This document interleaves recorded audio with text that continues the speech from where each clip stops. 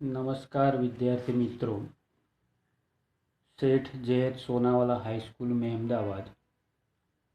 विषय सामाजिक विज्ञान। विद्यार्थी मित्रों, छेल्ला तासमां आपणे प्रकरण 8 कुदरती संसाधनों चर्चा शुरू करी थी। आ प्रकरण में आपणे संसाधनों उपयोगों, संसाधनों प्रकारों, संसाधनों आयोजन अने संरक्षणनी चर्चा छेल्ला तासमां आपणे पूर्ण करी। प्रकरणना आगळना भागमां एटले के आजे आपणे जमीन केवी रीते बने छे, एटले के जमीन निर्माणनी प्रक्रिया अने जमीनना जुदा जुदा प्रकारोनी आपणे आजे चर्चा करीशुं। सौथी पहेला आपणे वात करीशुं जमीन निर्माण प्रक्रिया। विद्यार्थी मित्रों, आपणे जाणीए छीए कि जमीन एक कुदरत द्वारा मळेलुं खूब महत्वनुं के अमूल्य संसाधन छे। अनेकविध प्रकारनी प्रवृत्तिओ जमीन उपर निर्भर छे। जमीन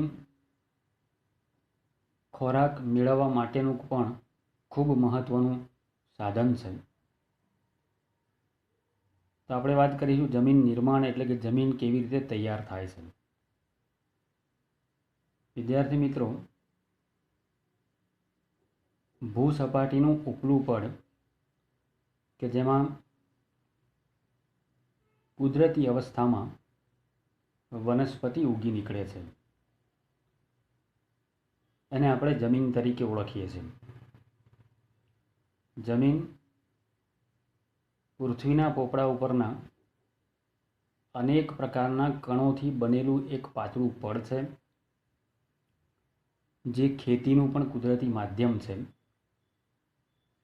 आ जमीननी अंदर विविध प्रकारना खनिजों, भेज, ह्यूमस, सेंद्रिय तत्वों अने हवा एनी अंदर भळेला होय छे। माटीनी नीचे एना मूळ खड़क स्तरो होय छे। जमीन निर्माणनी प्रक्रिया केटलाक कुदरती परिबळोना कारणे मूळ खड़कोनुं खवाण अने धोवाणथी केटलाक पदार्थोथी आ जमीन निर्माणनी प्रक्रिया थाय छे, जेमां जैविक अवशेषों, भेज अने हवा भळे छे। बीजी रीते कहीए तो जमीन खनिजों अने जैविक तत्वोनुं कुदरती मिश्रण छे के जेमां वनस्पति सरलताथी उगे छे, वृद्धि के विकास पामवानी एक क्षमता प्राप्त करे छे। विद्यार्थी मित्रों, पृथ्वीना पोपड़ानी सौथी उपरनी सपाटी के पડ ए जमीन छे, जे वनस्पतिनी वृद्धि अने विकास माटे जरूरी एवा जुदा जुदा प्रकारना खनिज द्रव्यों अने जैविक द्रव्योथी भळेली होय छे, बनेली होय छे। भारतना जुदा जुदा क्षेत्रोनी अंदर जे जमीनो छे ए तमाम जमीनो एक सरखा प्रकारनी नथी। एनुं बंधारण जुदा जुदा प्रकारनुं छे। जमीन एटले सेंद्रिय पदार्थयुक्त झीणा कणोवाळो पोचो खड़क पदार्थ अथवा भूपृष्ठ उपरना मातृखड़क के वनस्पति द्रव्योना मिश्रणथी बनता असंगठित पदार्थोनुं पડ के सपाटी एटले जमीन। मूळ खड़कोने विविध प्रकारना परिबळों ने कारणे घसारण अने धोवाणना परिबळो तोड़ी एनो बारीक भूको बने छे, झीणो भूको बने छे। आ भूका के चूर्णनी अंदर केटलीक वनस्पतिओ, केटलाक जीवजंतुओनुं विघटन के समयांतरे एना सड़वाथी કેટલાક સેન્દ્રિય તત્વો આ જમીનની અંદર ઉમેરાય છે અને આવા જુદા જુદા પ્રકારના સેન્દ્રિય તત્વો વનસ્પતિની વૃદ્ધિ અને વિકાસની અંદર ખૂબ ઉપયોગી સાબિત થાય છે. વિદ્યાર્થી મિત્રો, જમીન થોડાક સમયમાં બનતી નથી. ખૂબ લાંબા સમય પછી આ જમીન નિર્માણની પ્રક્રિયા પૂર્ણ થાય છે. આબોહવાની અસર પણ જમીન નિર્માણ પ્રક્રિયાની અંદર ખૂબ મહત્વનો ભાગ ભજવે છે. આબોહવાવાળા જુદા જુદા પ્રકારની આબોહવાવાળા પ્રદેશોની અંદર વિભિન્ન પ્રકારના ખડકોમાંથી બનતી જમીન લાંબા સમયગાળે એક જ પ્રકારની જોવા મળે છે. એટલે કે એક જ પ્રકારના માતૃ ખડકોમાંથી ભિન્ન ભિન્ન આબોહવાથી બનનાર જમીન અલગ અલગ પ્રકારની જોવા મળતી હોય છે. ભારતની અંદર જે જમીનો જોવા મળે છે એ જમીનો એના રંગને આધારે આબોહવા કે માતૃ ખડકો, કણરચરા કે ફળદ્રુપતાને ધ્યાનમાં રાખીને જુદા જુદા પ્રકારોથી એને વિભાજિત કરવામાં આવે છે. એનું વર્ગીકરણ થાય છે. વિદ્યાર્થી મિત્રો, આપણા દેશની અંદર જમીનોના કુલ 8 પ્રકાર છે. 8 પ્રકાર પાડવામાં આવ્યા છે. ભારતીય કૃષિ સંશોધન પરિષદ ICAR, Indian council of agricultural and research દ્વારા ભારતની જમીનોને કુલ 8 વિભાગની અંદર વિભાજિત કરવામાં આવી છે. એ 8 વિભાગોની અંદર સૌથી પહેલો પ્રકાર છે કાપણી જમીન, બીજો પ્રકાર રાતી અથવા તો લાલ જમીન, ત્રીજો પ્રકાર લેટેરાઇટ જમીન, ચોથો પ્રકાર કાળી જમીન, પાંચમો પ્રકાર રણ પ્રકારની જમીન, છઠ્ઠો પ્રકાર પર્વતીય જમીન, સાતમો પ્રકાર જંગલ પ્રકારની જમીન અને આઠમો અને છેલ્લો પ્રકાર છે દલદલ કે પીટ પ્રકારની જમીન.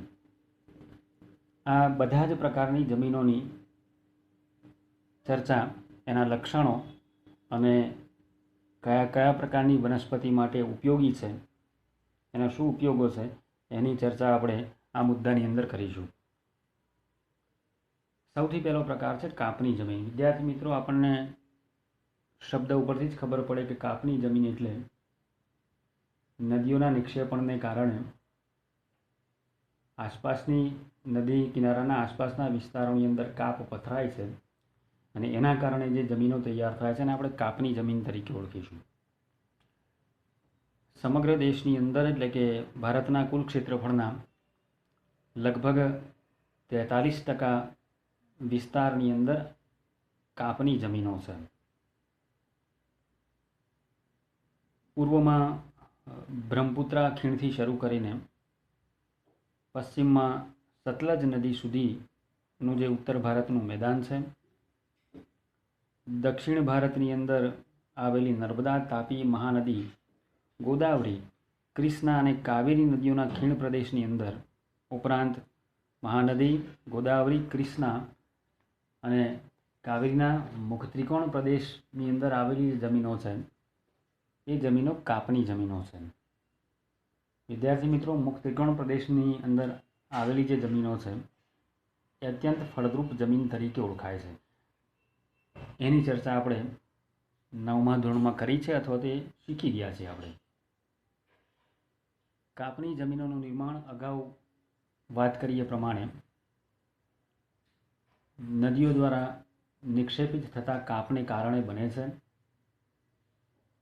આવી કાપની જમીનોની અંદર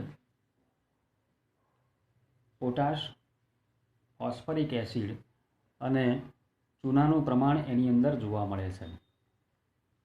જ્યારે નાઇટ્રોજન અને હ્યુમસની માત્રા ખૂબ ઓછા પ્રમાણમાં એની અંદર પ્રાપ્ત થાય છે. આવી જમીનોની અંદર કઠોળના જો પાકો લેવામાં આવે તો એ જમીનમાં એટલે કે કાપની જમીનની અંદર નાઇટ્રોજનની સ્થિરતાનું પ્રમાણ વધે છે અથવા તો વધારી શકાય છે.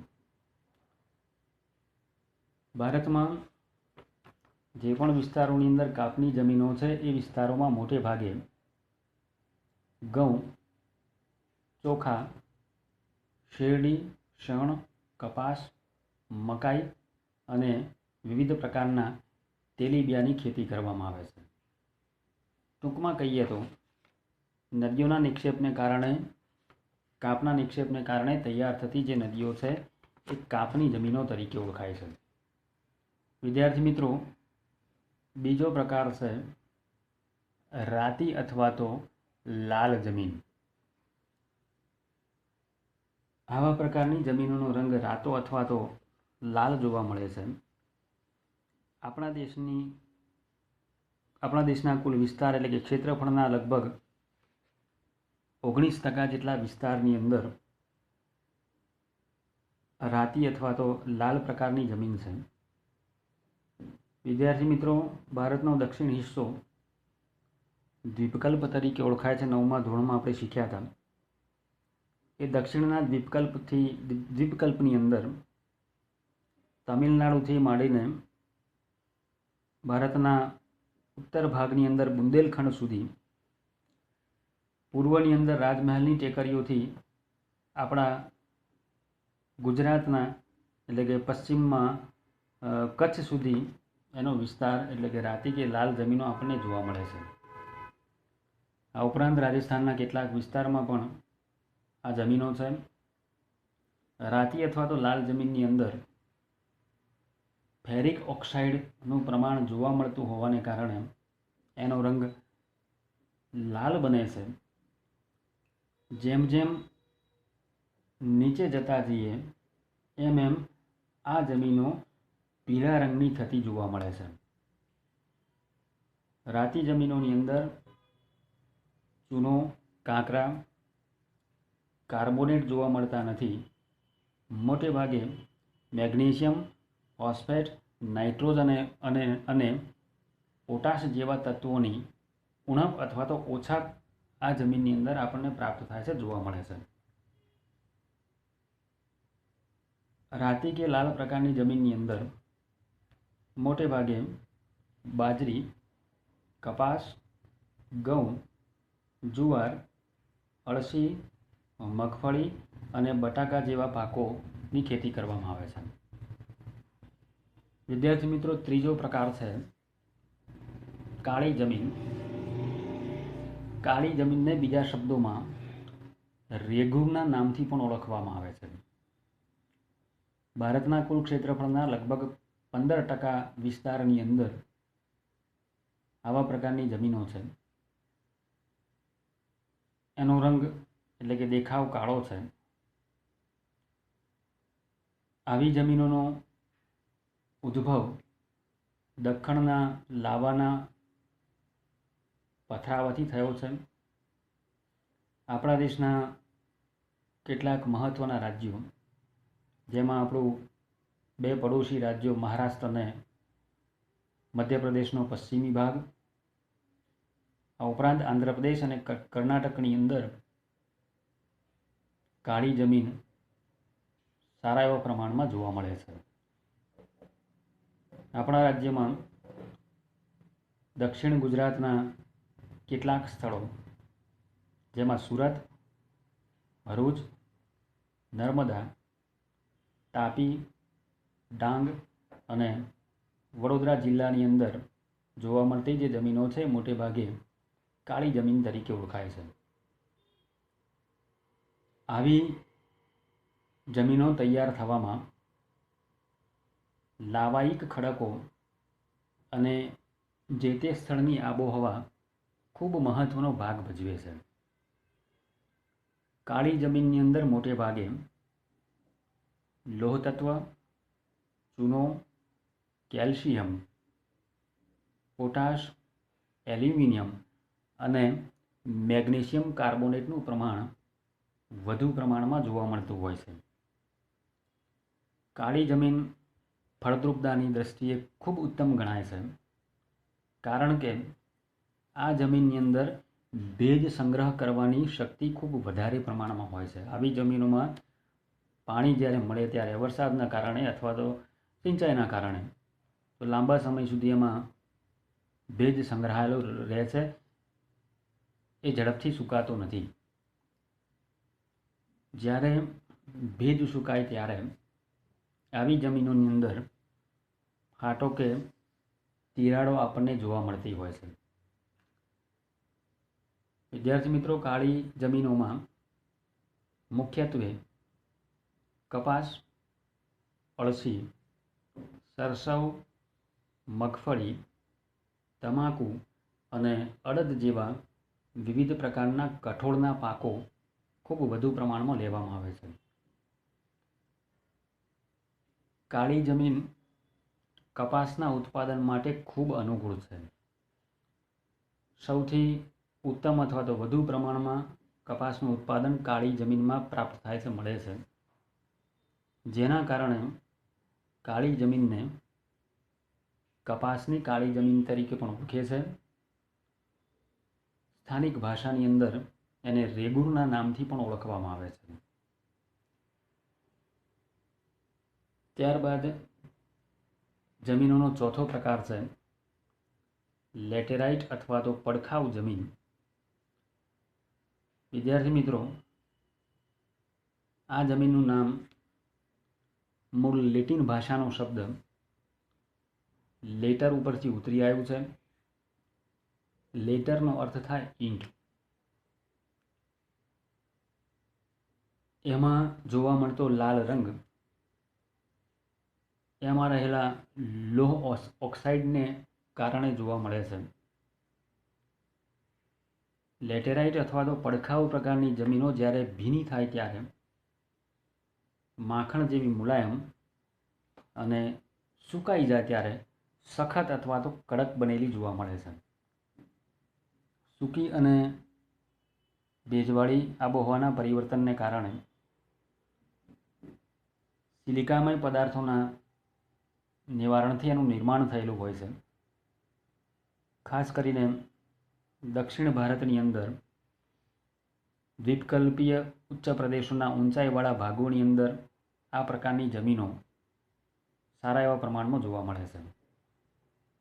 આ જમીનોની અંદર લોહ તત્વ, પોટાશ અને એલ્યુમિનિયમ વધુ પ્રમાણમાં જોવા મળે છે. જેના કારણે આવી જમીનોની ફળદ્રુપતા બાકીની જમીનો કરતાં ઓછી જોવા મળે છે.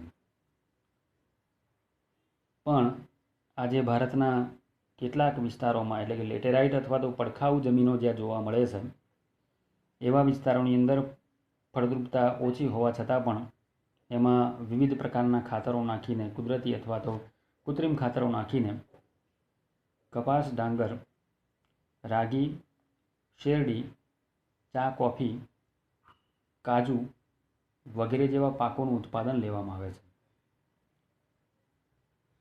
આવી જમીનોને બીજા શબ્દોમાં પડખાઉ જમીન તરીકે પણ ઓળખે છે.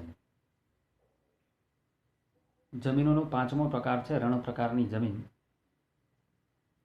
આવી જમીનો શુષ્ક અથવા તો અર્ધશુષ્ક આબોહવાવાળા વિસ્તારોની અંદર ખૂબ મોટા પ્રમાણમાં જોવા મળે છે. મોટે ભાગે રાજસ્થાન, હરિયાણા અને દક્ષિણ પંજાબના કેટલાક વિસ્તારોની અંદર અને આપણા ગુજરાતના કચ્છ વિસ્તારની અંદર જોવા મળતી જે જમીન છે એ જમીન રણ પ્રકારની જમીન તરીકે ઓળખાય છે. આવી જમીનો રેતાળ છે. રેતાળ હોવાને કારણે એની ફળદ્રુપતા ખૂબ ઓછી છે. દ્રાવ્ય ક્ષારનું પ્રમાણ ખૂબ ઊંચા પ્રમાણમાં જોવા મળે છે. પરિણામ સ્વરૂપે ખેતી માટે ખૂબ વધુ પ્રમાણમાં ઉપયોગી સાબિત થતી નથી. ગુજરાતમાં આ પ્રકારની જમીનો કચ્છ, ઉત્તર ગુજરાતનો કેટલોક વિસ્તાર અને સૌરાષ્ટ્રના કેટલાક વિસ્તારોની અંદર આ પ્રકારની જમીન છે. ધીમે ધીમે સિંચાઈની સુવિધાઓથી કેટલાક વિસ્તારોની અંદર બાજરી અને જુવાર જેવા પાકોનું ઉત્પાદન આવી જમીનોની અંદર કરવામાં આવે છે. જમીનોનો છઠ્ઠો પ્રકાર છે પર્વતીય જમીન. મોટે ભાગે પર્વતીય વિસ્તારોની અંદર કે પર્વતીય વિસ્તારની આસપાસના વિસ્તારોની અંદર આવેલી જે જમીનો છે એ પર્વતીય જમીન તરીકે ઓળખાય છે. આપણા દેશમાં ખાસ કરીને હિમાલય વિસ્તારની અંદર હિમાલયની ખીણો અને ઢોળાવવાળા ક્ષેત્રોમાં કે જ્યાં 2700 મીટરથી 3000 મીટરની ઊંચાઈએ જે જોવા મળતી જમીનો છે એ મુખ્યત્વે પર્વતીય જમીન છે. એનું સ્તર પાતળું અને અપરિપક્વ હોય છે. ભારતના કેટલાક મહત્ત્વના વિસ્તારો આસામ, દાર્જિલિંગ, ઉત્તરાખંડ, હિમાચલ પ્રદેશ અને જમ્મુ કાશ્મીરની અંદર આવેલી જે જમીનો છે પર્વતીય જમીન તરીકે ઓળખાય છે. હિમાલય વિસ્તારના કેટલાક વિસ્તારોની અંદર દેવદાર, ચીડ અને પાઇન નામના વૃક્ષો આ પ્રકારની જમીનોની અંદર આપણને પ્રાપ્ત થાય છે. જમીનોનો સાતમો પ્રકાર છે જંગલ પ્રકારની જમીન. આવા પ્રકારની જમીન હિમાલયના શંકુદ્રુમ જંગલોના વિસ્તારની અંદર 3000થી 3100 મીટરની ઊંચાઈ વચ્ચે, આ ઉપરાંત સહ્યાદ્રી પર્વત, પૂર્વ ઘાટ અને મધ્ય હિમાલયના તરાઈ ક્ષેત્રોની અંદર જંગલ પ્રકારની જમીનો ખૂબ સારા પ્રમાણમાં જોવા મળે છે. કુદરતી કારણોસર વૃક્ષોના ખરેલા પાનના કારણે એની ભૂસપાટી ઢંકાયેલી હોય છે. એ પાંદડા સડવાથી એમાં સેન્દ્રિય તત્વોનું પ્રમાણ વધવાથી જમીનનો ઉપરનો ભાગ મહદઅંશે કાળો બનેલો આપણને દેખાય છે. જમીન તળની અંદર જેમ જેમ નીચે તરફ જતા જઈએ એમ એમ એનો રંગ ભૂરો કે લાલ રંગની અંદર બદલાતો જાય છે. આવા પ્રકારની જમીનોની અંદર મોટે ભાગે ચા, કોફી, તેજાના ઉપરાંત ઘઉં, મકાઈ, જવ, ડાંગર જેવા વિશેષ પ્રકારના પાકોની ખેતી કરવામાં આવે છે. જંગલ પ્રકારની જમીન ભારતના ખૂબ ઓછા વિસ્તારોની અંદર આપણને જોવા મળે છે. વિદ્યાર્થી મિત્રો, જમીનોનો સૌથી છેલ્લો પ્રકાર છે દલદલ કે પીટ પ્રકારની જમીન. દલદલ કે પીટ પ્રકારની જમીન મોટે ભાગે ભેજવાળા વિસ્તારોની અંદર જૈવિક પદાર્થોના સંચયથી તૈયાર થાય છે.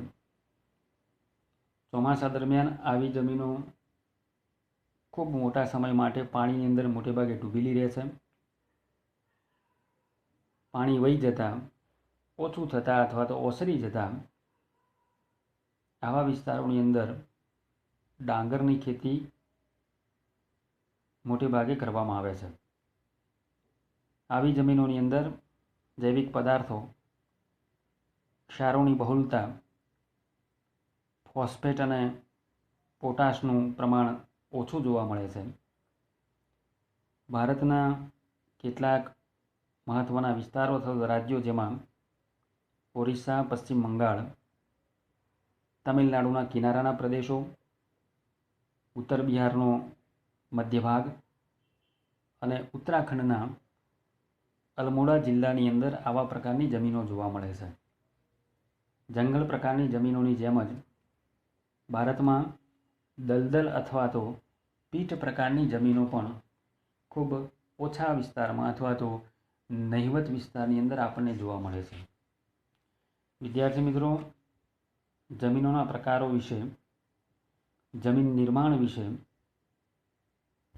અગાઉની પરીક્ષાઓની અંદર ઘણી બધી વખત જુદા જુદા સ્વરૂપમાં પ્રશ્ન પૂછાઈ ચૂક્યો છે.